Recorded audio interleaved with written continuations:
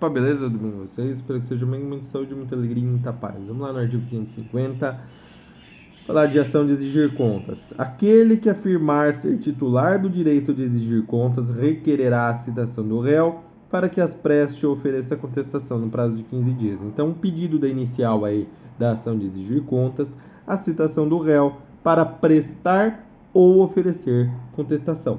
Os dois não dá. Na petição inicial, o autor precisa contar uma historinha do porquê que ele está exigindo as contas, que é o que está escrito no parágrafo 1º. Na petição inicial, o autor especificará detalhadamente as razões pelas quais exige as contas, instruindo-a com documentos comprobatórios dessa necessidade se existirem. Parágrafo 2º. Prestadas as contas, o autor terá 15 dias para se manifestar, prosseguindo-se o processo na forma do capítulo 10 do título 1 deste livro. Isso porque lá no capítulo 10 do título 1 do livro, a gente fala sobre o julgamento do processo conforme seu estado. Então, é inclusive o nome do capítulo, do julgamento conforme o estado do processo. Isso que eu quero dizer é porque o processo já pode estar maduro para ser julgado após a prestação de contas e a manifestação do autor. Por isso, se o juiz verificar que já pode dar a sentença, ele já vai dar a sentença, não vai marcar audiência, não vai falar nada. Entretanto, parágrafo 3º, vai falar da impugnação das contas apresentadas pelo réu. Então, quando o autor for impugnar as contas apresentadas pelo réu, precisa ser de forma fundamentada e específica, com referência expressa ao lançamento questionado. Então, eu não impugno ela genericamente, eu vou lá ponto a ponto impugnando qualquer lançamento que eu julgue que está lançado de forma indevida. Se o réu não contestar o pedido, observar-se-á o disposto no artigo 355, que é o que está no parágrafo 4º. O que está lá? Quer dizer, se o réu não contestar o pedido, o juiz dá a sentença e, nesse caso, é uma sentença de revelia, que é o que a gente vai falar do parágrafo 5º. A decisão que julgar procedente o pedido condenará o réu a prestar as contas no prazo de 15 dias, sob pena de não lhe ser lícito impugnar as que o autor apresentar. Aqui o que a gente está falando é, o pedido procedente é porque o réu não contestou a ação, foi acolhida toda a pretensão inicial do autor. Então, essa sentença é condenatória porque manda que o réu preste as contas em 15 dias, sob pena de, quando o autor apresentar as suas contas, o réu não poder mais impugná-las. Parágrafo 6º. Se o réu, diferentemente do que aconteceu no parágrafo 5º, se o réu apresentar as contas no prazo previsto, seguir-se-á o procedimento do parágrafo 2º, que é abrir para manifestação do autor. Caso contrário, o autor apresentá-las-á no prazo de 15 dias. Então, se o réu não apresentar as contas, aí é o autor que as apresenta, podendo o juiz, se verificar que está ali controvertido, se o valor está esquisito, pode sim ele determinar um exame pericial, se necessário, a ser realizado aí por um analista contábil, por um perito contábil, um contador de confiança do juízo. 551. As contas do réu serão apresentadas na forma adequada, especificando-se as receitas, a aplicação das despesas e os investimentos, se houver. Esses são os elementos que devem conter nas contas do réu. Parágrafo 1º. Havendo impugnação específica e fundamentada pelo autor, o juiz abre um prazo para que o réu apresente os documentos justificativos dos lançamentos individualmente impugnados. Então, se o autor impugnar de uma forma fundamentada, bacana, o juiz dá um prazo para o réu apresentar os documentos que ele acha que vai comprovar as contas apresentadas. Parágrafo 2º. As contas do autor, para os fins do artigo 550, parágrafo 1º, que trata lá da inicial do autor, né? Então, parágrafo 5º.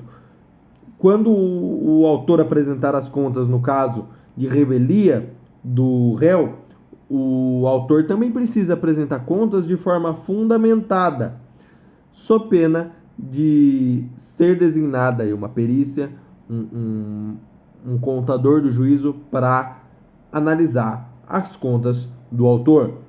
O que está falando aqui no parágrafo 2º? As contas do autor, para os fins do artigo 550, parágrafo 5º, que é a apresentação das contas do autor, serão apresentadas na forma adequada, já instruídas com os documentos justificativos, especificando-se as receitas, a aplicação das despesas e os investimentos, se houver, bem como o respectivo saldo.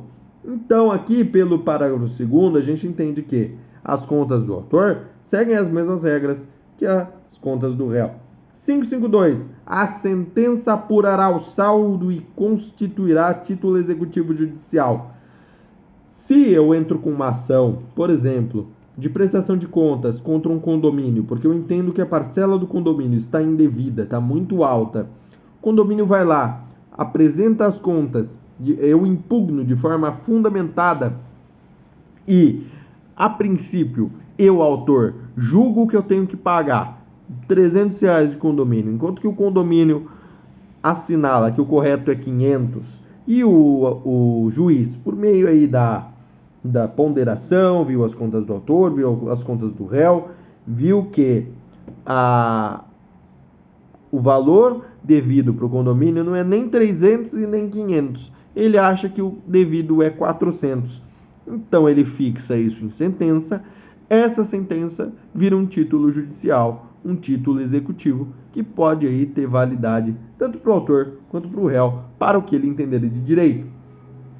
553. Quando a gente fala de contas de inventariante, tutor, curador, depositário ou de qualquer outro administrador, essas serão prestadas em apenso aos autos do processo em que tiver sido nomeado.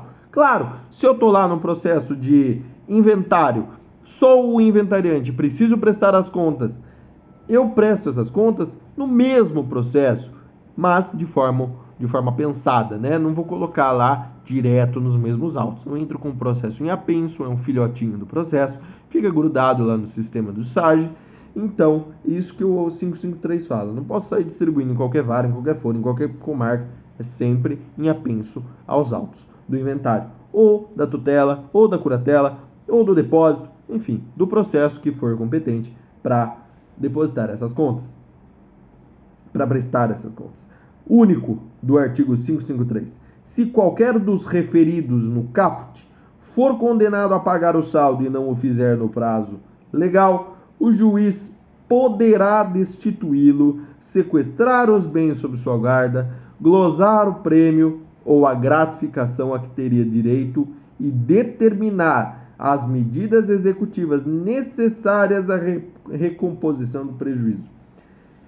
Então, se o inventariante, o tutor, o curador ou o depositário for condenado a pagar um saldo na ação de prestação de contas e ele não pagar, o juiz arranca remoção do inventariante, o juiz sequestra os bens que estão sob a guarda do inventariante, do administrador, ele glosa o prêmio por exemplo, do inventariante que está trabalhando ali de forma remunerada pelo autor da herança, então ele glosa o prêmio, ele cata para ele, ou a gratificação a que teria direito, né? E desde já determina as medidas executivas necessárias para recompor o prejuízo aí dos prejudicados, tá?